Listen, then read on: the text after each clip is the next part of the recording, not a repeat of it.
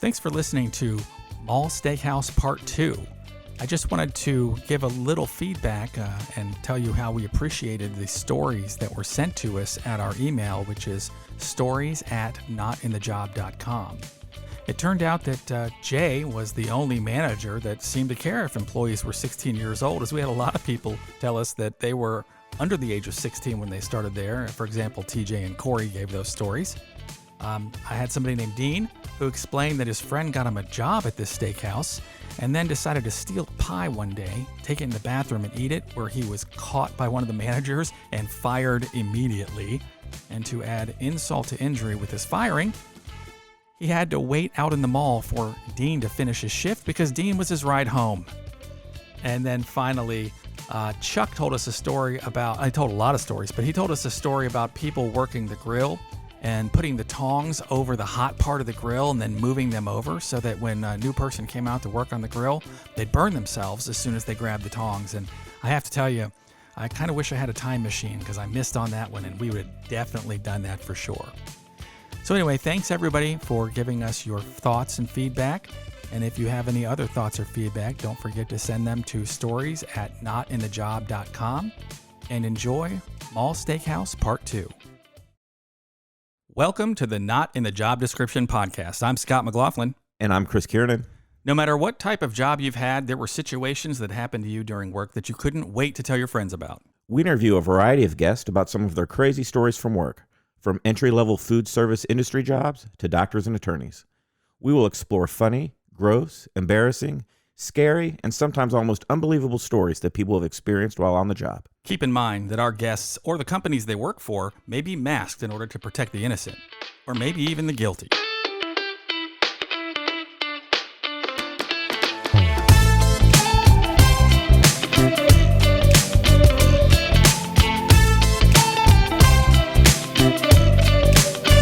On today's show, we continue our conversation about the Mall Steakhouse. We have with us today someone who worked at that Mall Steakhouse with us named Jeff. Hello, Jeff. Hello.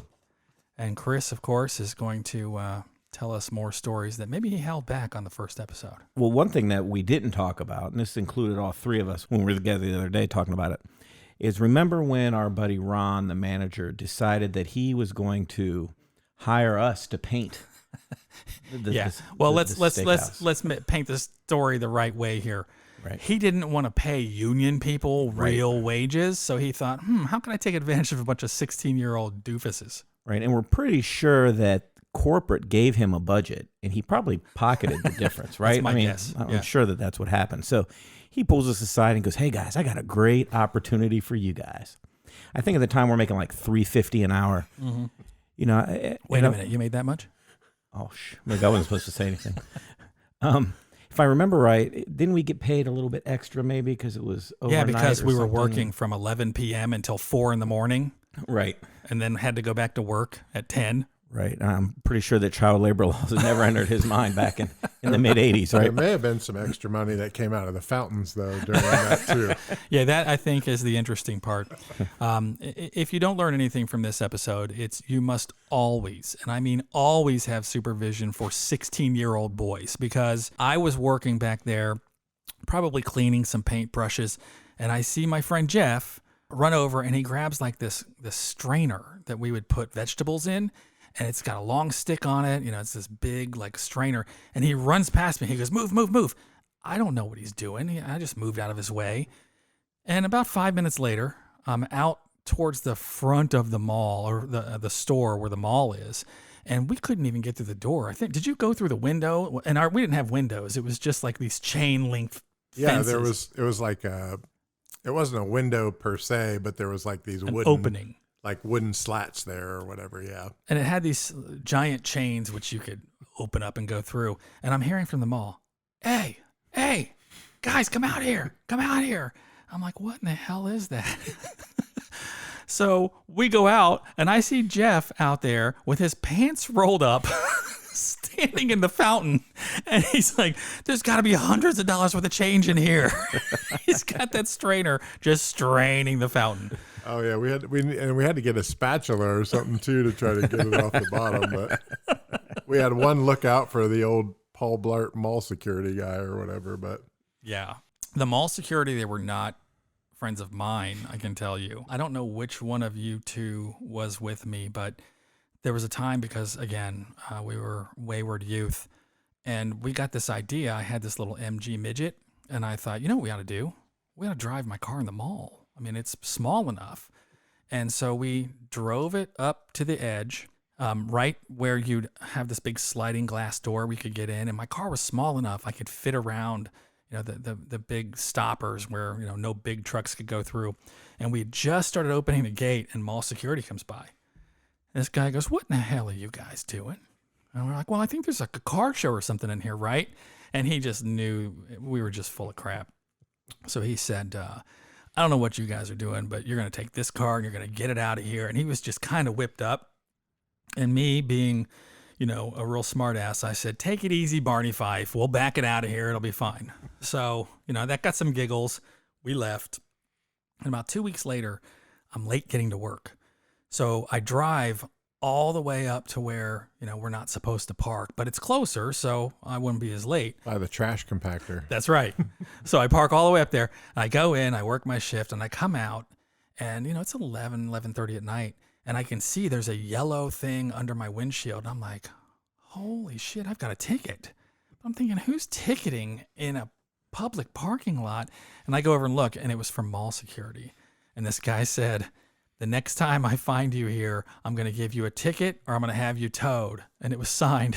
And then it said, "Make sure you park in the employee parking." It was signed Barney Fife. So, yeah, at least he had a sense of humor. But they were definitely not on our side. Oh, no. They did not. And because we'd go out and throw footballs and frisbees and stuff after closing time. But So I have to back up here. We jumped ahead into some antics. Jeff, how did you start? I wish I remembered exactly. I think one of you two were working there first and told me about the job there. Because I think before that, I was trying to think where I was working at before that. But yeah, it sounded like, all the cool people are working there. So Damn right they were. and it was interesting because in the area where we grew up or whatever, that the mall location was kind of in between a number of like 3 different high schools.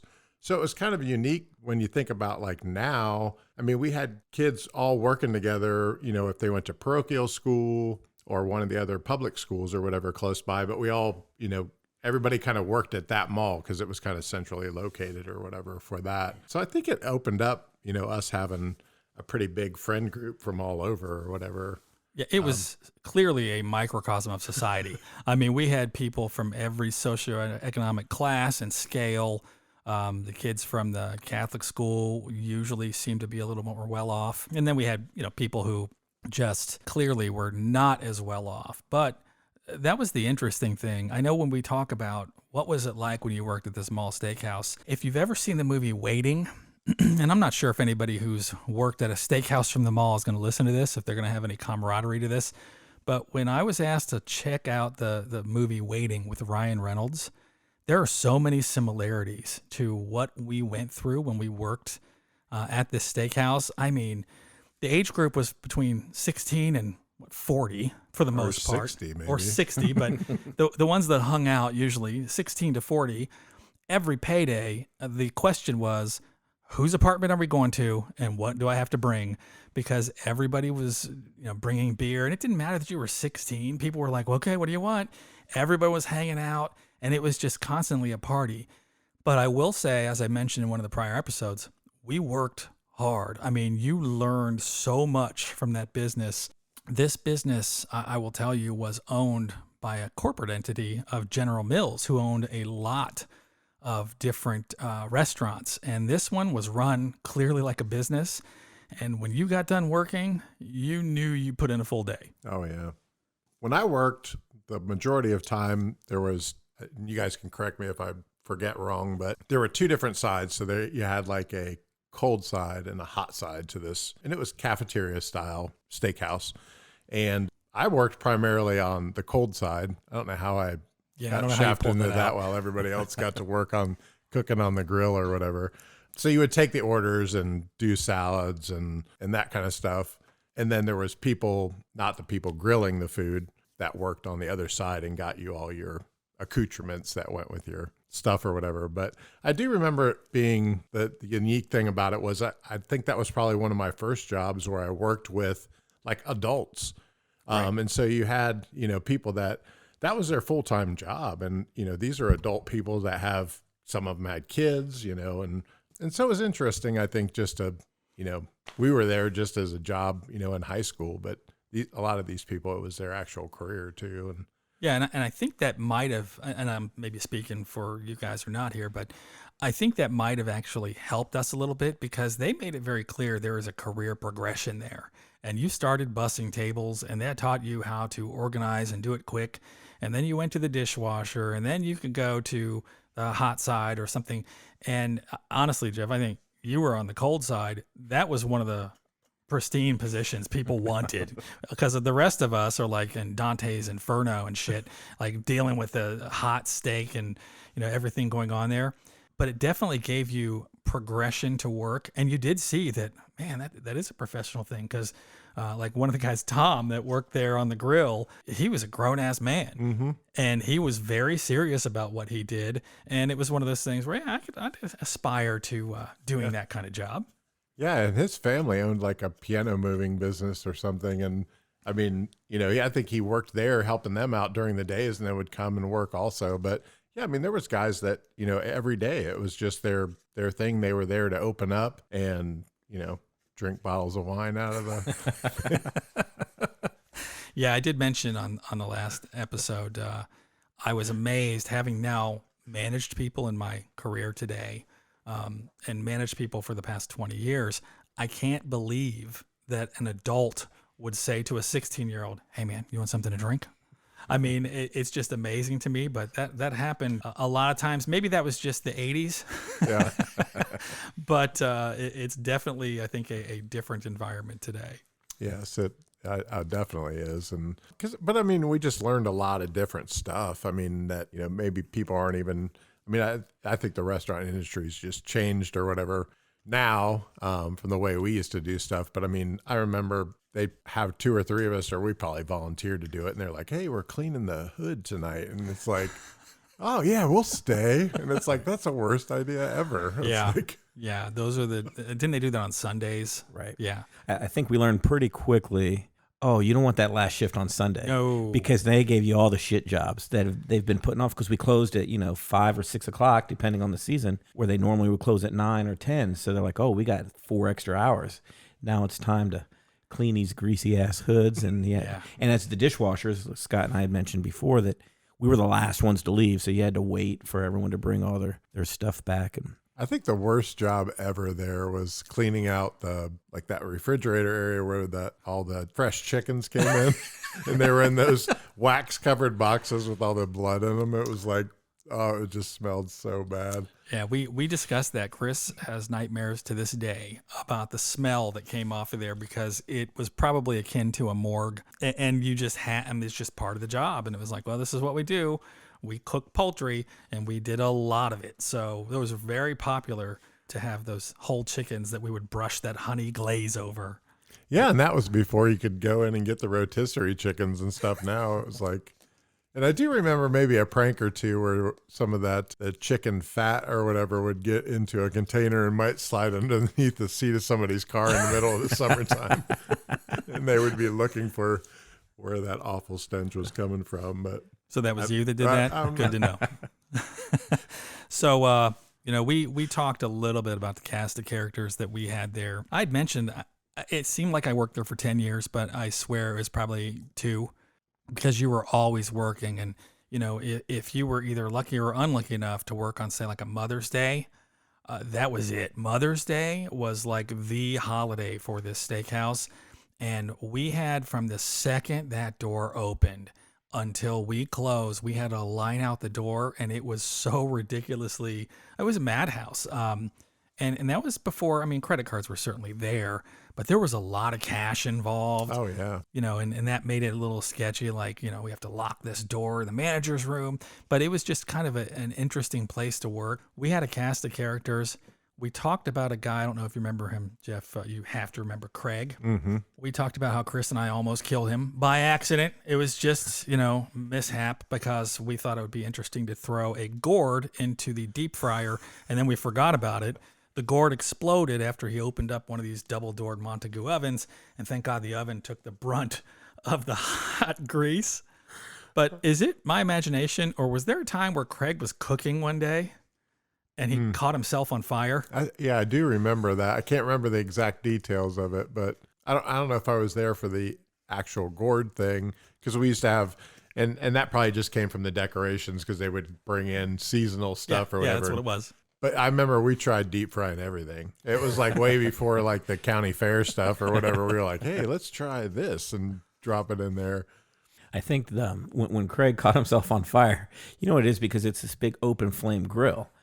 And it was super busy, and something flamed up. And remember, they had to wear those sweet chef hats? Yeah. And they were real kind of floppy. So I think he was kind of bent over, and this thing flamed up, and it caught his hat on fire. But he didn't know right away. I mean, it was literally like a Funniest Home Video, right? Yeah. He's still cooking. Meanwhile, the Craig, hat's getting hotter and you're on hotter. fire. Yeah. And then I think his exact quote was, "Ooh, my hat's on fire. I almost died." Yeah. I'll tell you, General Mills did a really good job with this restaurant, although there's only one left. It's personally owned. It's not owned by General Mills. Now, General Mills had a variety of other restaurants. They did not stand the test of time either. Some of those include, I don't know if you guys remember any of these, the Betty Crocker Pie Shop. I got nothing there. The Treehouse Restaurants, Hanahan's. You guys should remember this one. Casa Gallardo Mexican. Oh, Yes. yeah, there was one of those in the same mall. That's right.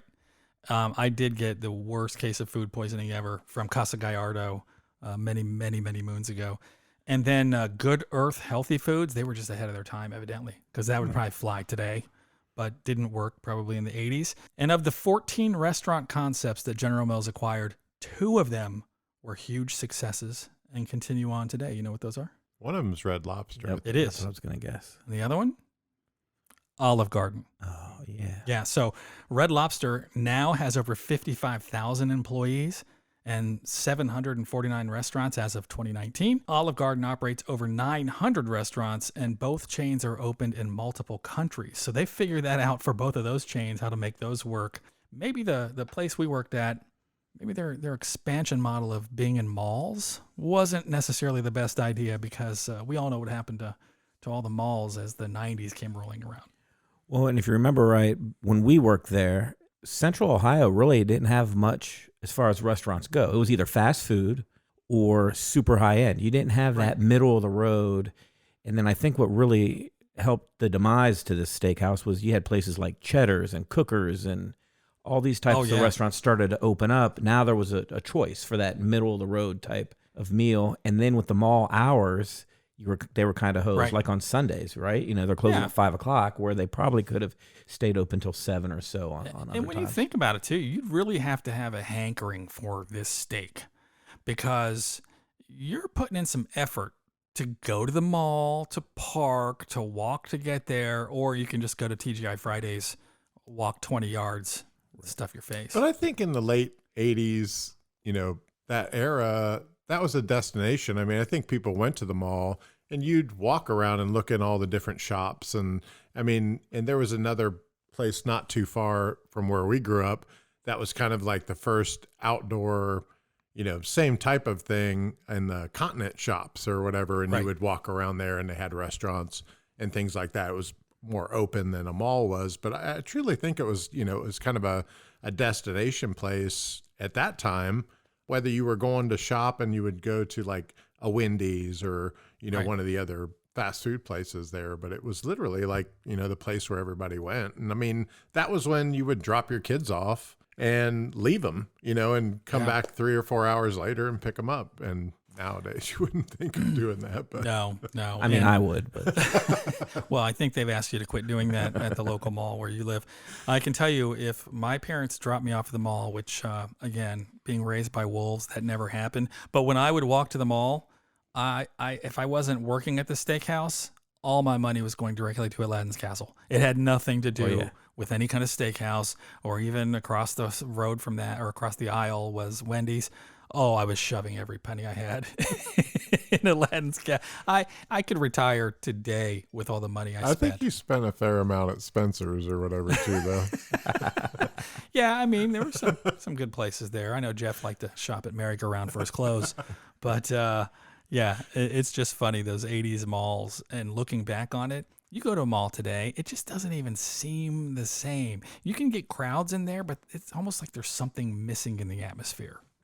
It is. And I think, it was just even the stores and stuff that were there, because you'd have like stores like Florsheim shoes or whatever. Like, you wouldn't think of, that as, hey, I'm going to go out to this fancy shoe store or whatever now. It's like, but it was interesting because, I think there was several other shops in the mall where we knew like girls that went to other high schools worked at like the pretzel place or Demetrio's. Yeah. They had all the hot girls at Demetrio's. Yeah, that's where they hired all the good-looking young ladies. It's a little creepy looking back on it now because all those really hot ladies that they hired were, 15 and 16 years old. But Right. Well, and then like I remember when the Limited or Express first opened up in the mall, and it was like, everybody was working there. It's like, oh, geez.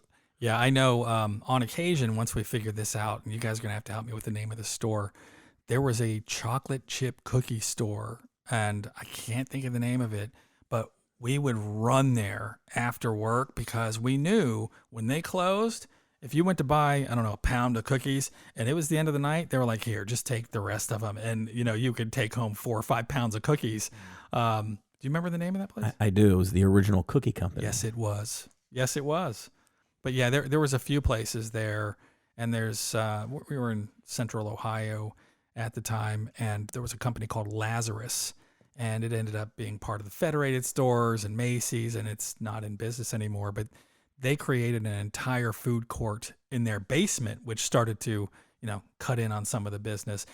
I think what's interesting in Central Ohio, where we all grew up, when I went to Northland Mall for the first time, Northland Mall was the most popular spot you could ever go to. And it was probably 5 to 6 years later, they'd opened 2 or 3 other malls, and it seemed like Northland Mall went from the only place to shop to the 5th place you'd ever want to go to. They opened up a mall downtown. They opened up one north of that, out to the east, and they just didn't have the business there anymore, which is part of the problem with the steakhouse we're talking about. They started closing some malls. And it's funny because the steakhouse that we worked out in the mall was actually outside of the mall originally, and it was a very popular steakhouse. So when it was in like the patio shops or whatever, and my older brothers worked there when it was in the patio shops or whatever. And it was interesting that it actually moved into the mall once the mall kind of became enclosed, because that outdoor patio shops where you could walk around and there was different restaurants and stuff closed up, and everybody kind of switched over to going to the mall at that point. And it's funny that the 2 guys that opened that store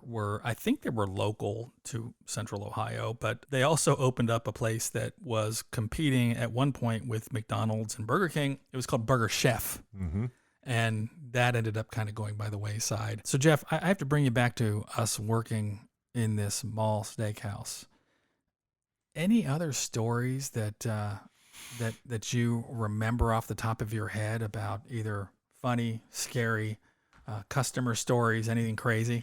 I do remember working the day when somebody to my right here was taking a big pan of bacon out of the oven, and all of a sudden I heard him yell or whatever, and I went back there and like all the skin on his arm was sloughed off, hanging down, and I'm like, oh, that's not good. Yeah, I'll tell you what. We talk about child labor laws. Let me tell you, that job was absolutely dangerous. And it has to be very similar today for everybody that works in these restaurants. But you had war wounds when you worked there because you were constantly working with hot grease. We almost killed Craig. You had, when you clean the knives and everything, and you'd have to go in and sort all the silverware, you would absolutely cut yourself. And sometimes when those dishes would come out of that Hobart dishwasher machine and they came out at like 350 degrees, it would sear your hand open if you grabbed a whole bunch of them to put in the plate warmer, which was ironic since these things were coming out like lava. Yes, I do remember the plate warmer. And on occasion, I mean, I don't know if either of you two were involved, but these were rolling things with, it was like spring loaded. And so you would put the plates in there and it basically heated them on the side. So when you put the food on there, but the floor was like a red tile with, guessing it was black grout when it initially started. It was black grout when I was there, but it could have been, I don't know.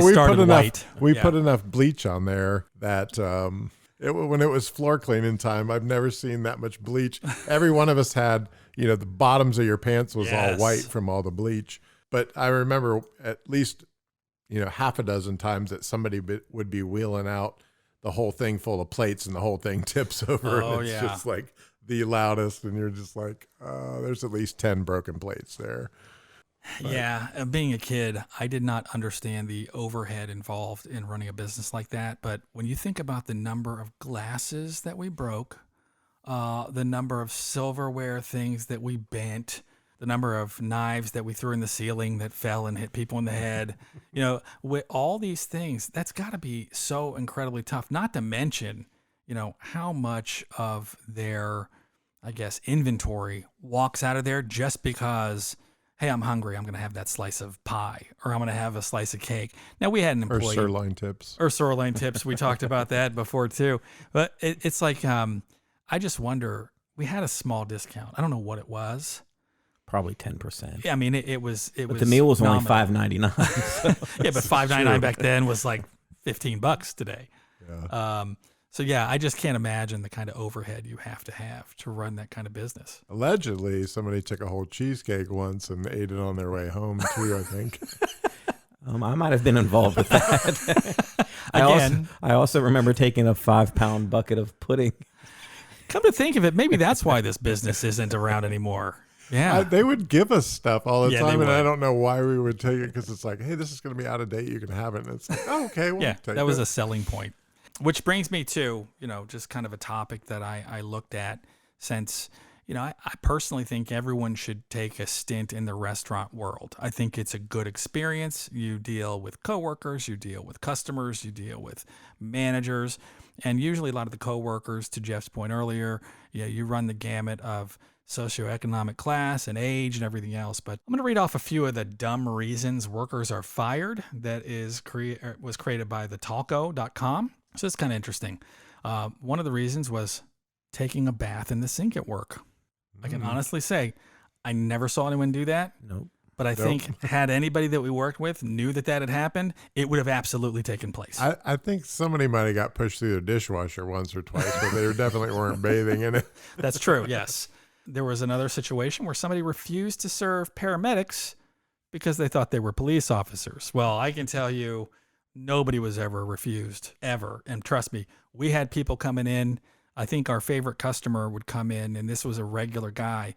He would wait until like Friday at 8:58, and we closed at 9, and he would walk down that cold side and make his order, and it was like T-bone, extra well done.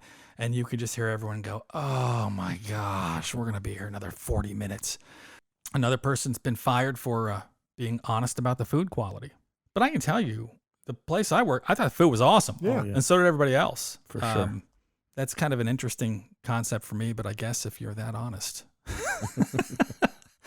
Fighting with coworkers. You guys remember any fights at the Mall Steakhouse? Yeah, I mean, I remember a few. Nothing that was like anybody getting killed over anything, and it was interesting because we didn't have servers per se, but we had hosts, and the host would still get like tips. And so, occasionally if you had two hosts, if it was really busy or whatever, they might, get in a little scuffle over, oh, that was my table, I sat them. And well, that's proof that you worked there longer than me, because when I was there was a very clear policy at this steakhouse, and that was no tipping. And that ended up changing at some point. And I did hear stories about, customers maybe even picking up the tips, which caused all kinds of consternation with the employees. Yeah, because I think the host just like basically refilled drinks and right. And on occasion, if the food wasn't quite ready when they hooked the corner, then you'd have to send it out, so they would take it out to them. But it wasn't really like a full service type. And then I remember you had to take it back when they complained, or right, get the mushroom gravy off of it or whatever. So. Well, another dumb reason people get fired in restaurant work, reporting health problems to the authorities. Now, Jeff, you're going to have to back us up on this, or maybe you have a different recollection, but the time that I worked at this steakhouse, I'm telling you what, every month, I think it was, we would put out all this plastic. We had to pull all the dishes and put them up on the dishwasher, and we put plastic over everything, and they sprayed. I don't ever remember seeing any kind of rodent, animal, gnat, fly, bee, nothing. Never saw a single insect or rodent there, period. I mean, Yeah. you would outside the mall or whatever, by the dumpsters or whatever there, but never. That was amazing in that restaurant. And I mean, I think it was part of that was that we really did have a pretty strict cleaning thing or whatever, you know, to the demise of all of our clothing at some point, because we did use bleach like it was going out of style to clean stuff then. And Except for the employee bathroom, which was the worst, the worst 10 square feet I've ever been in my life. Did it have a door? yes. Okay. I don't think recall it had a door. a knob on it. I think it had. Okay. Yeah, I know. It was almost like a little, I don't know, coat room with a bathroom attached to it. And it was just disgusting. There were coats and clothing and stuff from people who hadn't worked there for months. It looked like somebody just, a homeless that's where, shelter. like, all the aprons went to hang from people that left, and Yeah, never cleaned aprons, and they smelled wonderful. All right, another reason people get fired: eating the food. We probably should have been fired quite a bit. Yeah. there were some of the bussers that were brave enough that they would eat like the stuff they were bringing back. Oh And my gosh, I forgot just about never that. could do that. It was like, oh, this half-eaten steak on here. I'm gonna eat that, and I'm Yeah, like, this looks pretty good. Yeah, we would have. I never did that because I'm a little too much of a germaphobe for that, and that's saying something because I worked in probably the dirtiest area back in the dishwasher, but I couldn't imagine eating something off somebody's plate. Like, that's just insane. But it clearly happened a lot, and I can remember a few people's names that would do things like that, and they were absolute characters as well. Another reason, criticizing your employer online. Well, there was no online. So I don't know if that was a good thing or a bad thing, but that's something we didn't have to deal with. But then the last reason I have here that people are fired is giving their friends food, the hookup. And I'm sure that happened a lot. Oh, for sure. yeah. I never worked. I don't think I ever worked the register or whatever there. But you could, if people came in or whatever, you could, kind of give them the hookup or bring stuff out to them or something like that at that point in time. I think the statute of limitations run out right now. But yeah, I don't think any of us ever worked the register. I couldn't have told you how to ever work the register there. That was always, Those managers are pretty smart. They had, they had people that strictly did that. But I just want to do a call back to the last episode. Now, Jeff wasn't part of that last episode, but I'm curious if he remembers our buddy Ron, the manager, called us into the office and said that they had caught some people stealing, and what should we do about it? What is our advice? And we were like, fire them, fire them. And lo and behold, it was you and I. I do remember that. Yes, we were like, oh, you should totally get rid of them. And he's like, it's you two. And we're like, never mind. We're just kidding. Psych. Yeah. We had some good managers there, though. I can't, there's no way I'd ever remember all the names and stuff. But yeah. There was some. And I think a lot of people that was kind of their first start in the restaurant industry. And so that was interesting that, they were kind of coming in new and they were looking to us to, it was like, oh, this guy doesn't know anything. We can tell him this is the way you do it. Well, in this particular restaurant we're talking about has somewhat of a cult following. And a lot of it is people that used to work there, but there's a lot of people that used to eat there that still follow this business. I can tell you it makes sense that there were a lot of people who kind of cut their teeth in the restaurant business because General Mills did not play around. They had a playbook to everything. Like they literally worked right through, like, here's how you manage this. And they had a book of how to operate. So I've seen some managers talk about, it was the greatest job ever. Guaranteed they worked hard and they played hard, but it was definitely a learning experience. Yeah. And I just remember, I think there was a lot more I don't remember how many of this particular restaurant there were locally, but the trucks would come in, and it was a General Mill. It was some other company, but it was like the truck that supplied all those. And so we'd try to go and sneak on there and get stuff from like Red Lobster, and get a bag of this or whatever but yeah, it was all, kind of set up, and they would order. I remember, the managers going around and ordering stuff, each week. And we had specials or whatever too. And I can't remember, like it would be like seasonal or whatever. Cause I remember sometimes we would absolutely hate. It's like, oh, it's, $4 sirloin tips or, there'd be a run, or, fish was on special, or fish almondine. Yes. Don't ask me why that just popped in my mind. Yes. The fish was really good there too. Honestly, I don't think there was anything that was really that bad, unless, if you don't like, broccoli or whatever, then you're not going to like broccoli there. But it was really good. And if you figure out who we're talking about, I've been to the place that still exists. It's a time warp. It is wonderful. But you do kind of get the bends when you walk in there, because you're like, whoa, this is just like being in 1985. But the food is fantastic. All right. Well, we're nearing the end of our episode today. Chris, what have we learned? I've learned that a strainer is a good tool for stealing change out of the mall fountain. That is true. Jeff, you agree with that? Yes, it works well. Anything else that you might need a spatula or something too, just to get them off the bottom. Anything you learned today, Jeff? Don't volunteer to paint. Yes. At 16 years old, when that was probably a $10,000 job to a painter, and I think we made $10. Right. Yeah, that was probably about But it. we got free soda the whole time we did it. So. It was worth every bit of it for that reason.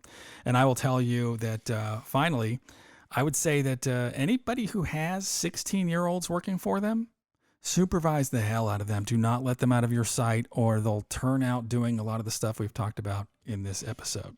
So that about wraps it up for today's episode. For Chris Kiernan and Jeff, this is Scott McLaughlin saying, we'll see you at work. Thank you for listening to Not in the Job Description podcast. If you have a story you would like to share, please let us know by sending us an email with a brief description of your story to stories@notinthejob.com.